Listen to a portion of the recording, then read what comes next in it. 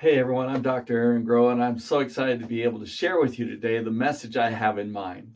I came across an article in Inc. magazine online recently, and it's all about tips that top CEOs shared about how to be a better leader. And I thought the list that they shared made sense, so I wanted to share it with you today. So here we go.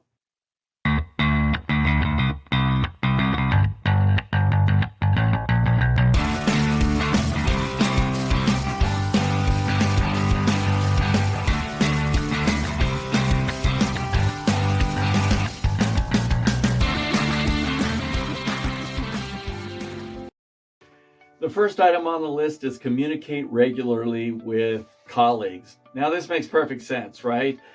I don't know if you've ever been in a situation, but if you have, you totally understand. When you've got a leader who isn't communicating what's going on, that can be quite frustrating. And that frustration will likely show in other parts of the organization. So, if you're going to be a top leader, you want to make sure and communicate regularly with the people who are at your level and certainly with those who report to you as well. The second recommendation is to make work fun. And if you've ever been in a situation where work is not fun, you totally understand this recommendation. Chances are, if you're not having fun when you go to work, others probably won't be also. So make it a fun place to be, and you will get better productivity out of the people you work with and those who work for you. The third recommendation is be deliberate about culture.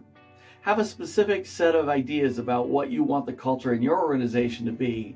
And when you practice that, it will help others feel like that's where they belong. Or if that's not the case, then they may want to go find a place that's better aligned with what they value and what they feel is important. But either way, you're going to have a better organization for that. The fourth recommendation is hire and maintain the right people. And what this means is to seek alignment, stay in touch with those who are in the organization, and agree on what's expected. And when you do that, again, you'll just have better performance in the organization. Number 5 is be open to feedback. Now, I cannot count the number of times I've heard people tell me that they're just afraid to go to their manager, they're afraid to go to the leadership, particularly the top leadership, because they don't want to present something that won't be taken well. Well, if you're in a leadership position, then you need to be open to whatever feedback comes your way. Realize that it's just information. And the more information you have, the better you're able to lead. Number 6 is have a purpose. Now, this might go without saying, but I have seen people, leaders, top leaders, who are kind of like, squirrel? What? And they're distracted, right? So they're not going any particular place fast. And that's not good for leadership.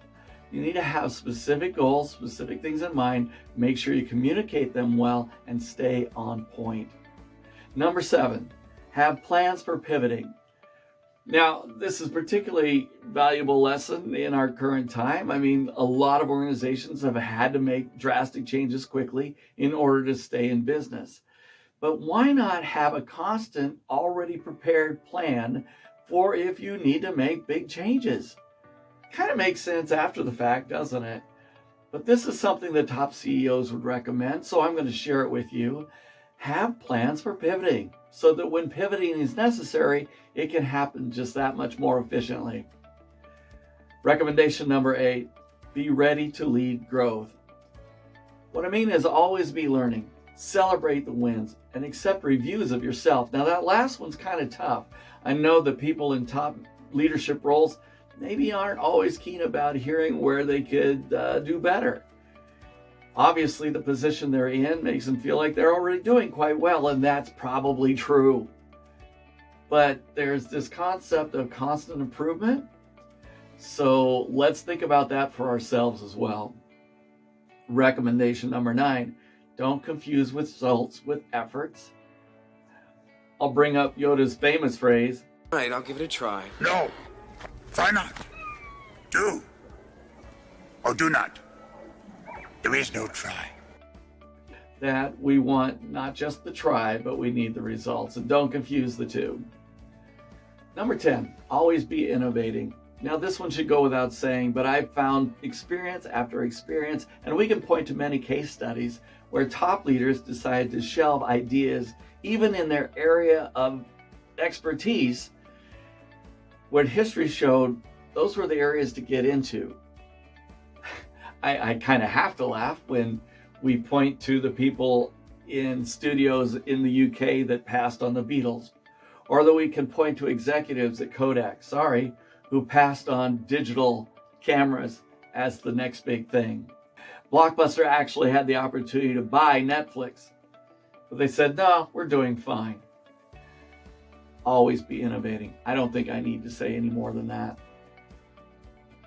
Number 11, and this kind of coincides with number 10, is to take calculated risks. Now, I know a lot of people are afraid of taking risks. People in leadership positions realize that you can mitigate the risks as long as you've had enough time to do the study and to do the homework, and then you make calculated decisions which minimize the risk. Don't be afraid to take risks. Number 12, succession selection. You'll want to be looking for people who have resilience, who also have a sense of humor, and who are always learning. Every good leader is constantly learning, and you don't have to take college courses or read big, thick books. Just always be looking for quick ideas and thoughts that can help you do better in the work that you're doing now. So to wrap up this one, when you're looking for somebody to, dare I say it, replace you when that time comes, look for people who have certain qualities that no matter what the organization is doing, they'll have a better shot at keeping that organization moving forward. Number 13, stay focused on target. Remember that you've got to have that goal, but you also got to stay focused on that goal. And as you stay focused on that target, you'll have better success. I hope this quick review of top tips that organizational leaders give can help you lead your organization more effectively. I'm Dr. Groh. Have a great day.